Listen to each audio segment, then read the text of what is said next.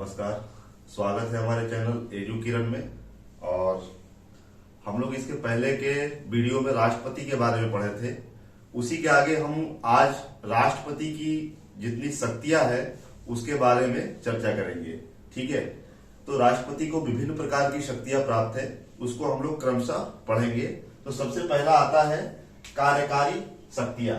कार्यकारी अर्थात executive power. ठीक है, तो एग्जीक्यूटिव पावर में राष्ट्रपति को विभिन्न प्रकार की शक्तियां मिली हुई है। जैसे कि सबसे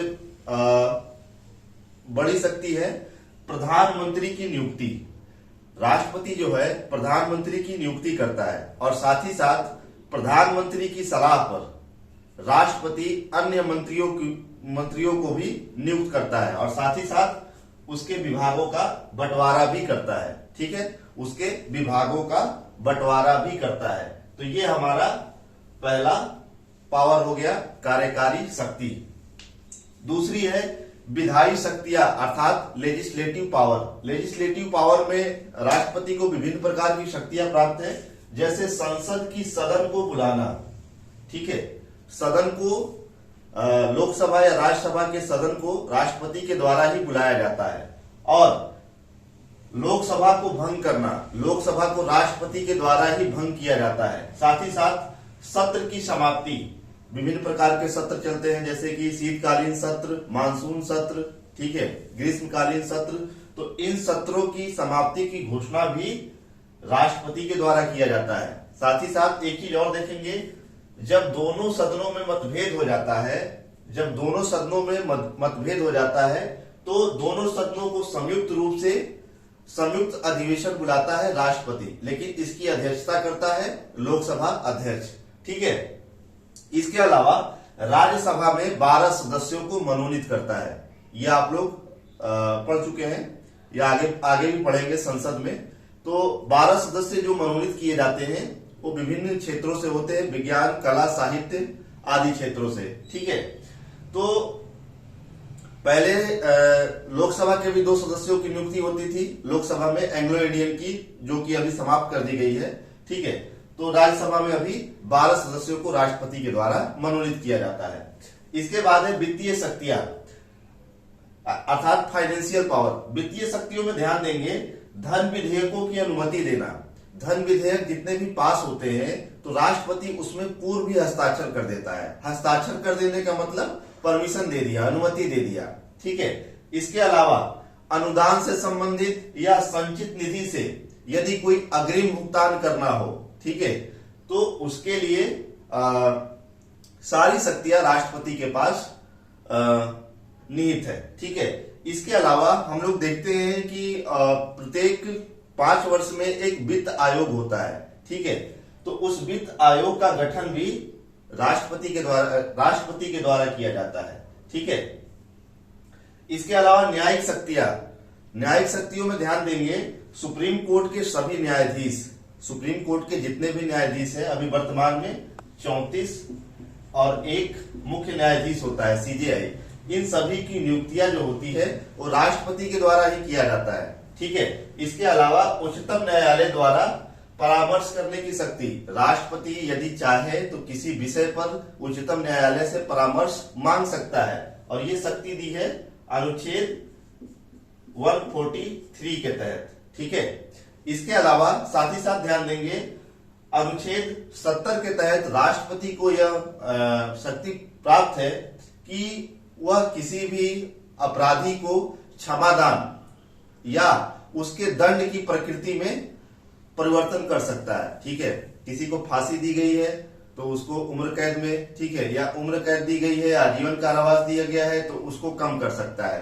तो यह अनुच्छेद 70 के तहत राष्ट्रपति को प्राप्त है।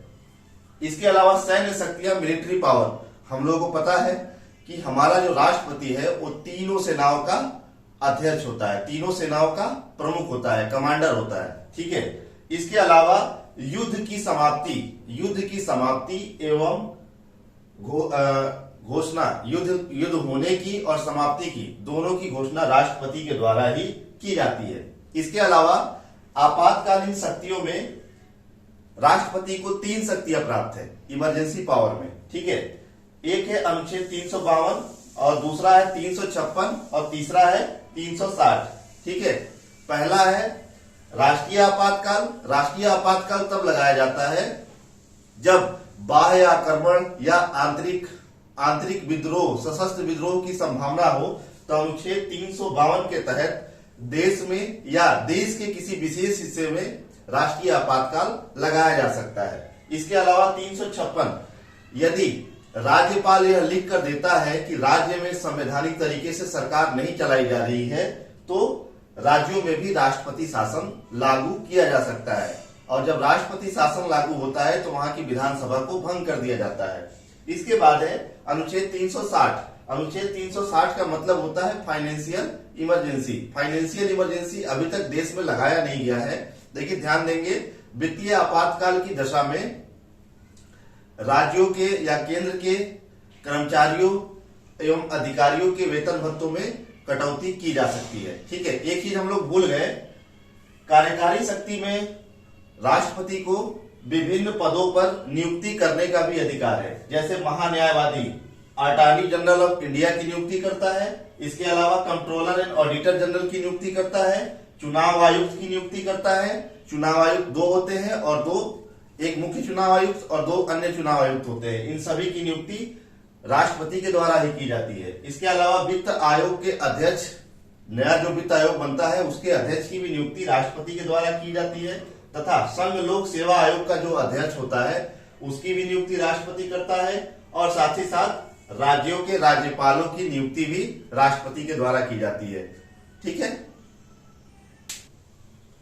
राष्ट्रपति को वीटो शक्तियां भी प्राप्त है। वीटो का मतलब होता है निषेधाधिकार, रोक सकता है या मना कर सकता है। ठीक है, तो 3 प्रकार के वीटो हैं। सबसे पहला है अत्यंतिक वीटो या एब्सोल्यूट वीटो। एब्सोल्यूट वीटो राष्ट्रपति तब प्रयोग करता है जब देश हित में कोई विधेयक हो, ठीक है, तो उस विधेयक को राष्ट्रपति जो है अपने पास सुरक्षित रख सकता है। ठीक है, दूसरा है निलंबनकारी वीटो। निलंबनकारी वीटो का मतलब होता है सस्पेंशन वीटो। सस्पेंशन वीटो का मतलब ये होता है कि किसी विधेयक को जो राष्ट्रपति के द्वारा जब कोई विधेयक संसद में पास हो जाता है तो हम लोग को पता है वह राष्ट्रपति के पास हस्ताक्षर के लिए जाता है, परंतु राष्ट्रपति निलंबनकारी वीटो के तहत उस विधेयक को एक बार पुनर्विचार के लिए वापस संसद भेज सकता है। ठीक है, लेकिन ध्यान रखेंगे कि उस विधेयक को यदि दोबारा राष्ट्रपति के पास भेजा जाता है, ठीक है, तो राष्ट्रपति को उस पर हस्ताक्षर करना आवश्यक है। ठीक है, पुनर्विचार के लिए मात्र एक ही बार वापस भेज सकता है संसद। दोबारा अगर वो विधेयक आता है तो उस पर राष्ट्रपति को हस्ताक्षर करना ही पड़ेगा। ठीक है, तीसरा है पॉकेट वीटो। पॉकेट वीटो या जेबी वीटो बोलते हैं इसको।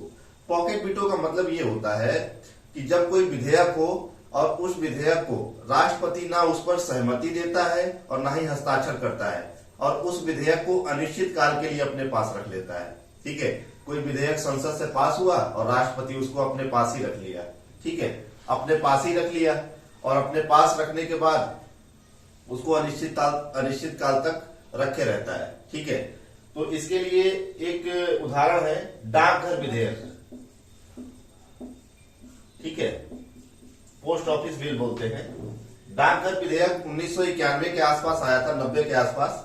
तो उसमें था संसद से पास होकर राष्ट्रपति के पास गया तो राष्ट्रपति ने उसे अपने पास ही रख लिया अनिश्चित काल के लिए। ठीक है, वो बाद में लगभग अभी हटाया गया है, आज से 2-4 साल पहले। ठीक है, अगला है सबसे इंपॉर्टेंट अध्यादेश जारी करने की शक्ति। अध्यादेश, पहली बात की अध्यादेश की चर्चा की गई है अनुच्छेद 123 में। तो अध्यादेश कब जारी किया जाता है, ध्यान देंगे, जब संसद न चल रही हो या संसद का सत्र न चल रहा हो। और संसद के सत्र न चल रहा हो और यदि कोई कानून बनाना है या कोई विधि बनानी है तो राष्ट्रपति अध्यादेश जारी कर सकता है अनुच्छेद 123 के तहत। ध्यान देंगे, अध्यादेश जो जारी करता है तो वो उसी अध्यादेश को जब संसद चलने लगेगी तो 6 सप्ताह के भीतर उस अध्यादेश को संसद में पारित करा लिया जाता है। ठीक है, उस अध्यादेश को संसद में पारित करा लिया जाता है। अगर उसको पारित नहीं कराते हैं तो वो अध्यादेश पूरी तरीके से समाप्त हो जाता है। ठीक है, तो अध्यादेश को कानून या विधि के रूप में परिवर्तित करने के लिए आवश्यक है कि जब संसद चले तब उसको 6 सप्ताह के अंदर ही उसको हम लोग संसद में पास करा ले। ठीक है, तो इस प्रकार से हमारे राष्ट्रपति की शक्तियां थी। अगले वीडियो में हम लोग पढ़ेंगे उपराष्ट्रपति के बारे में। ठीक है, तब तक के लिए धन्यवाद। आपका दिन शुभ हो।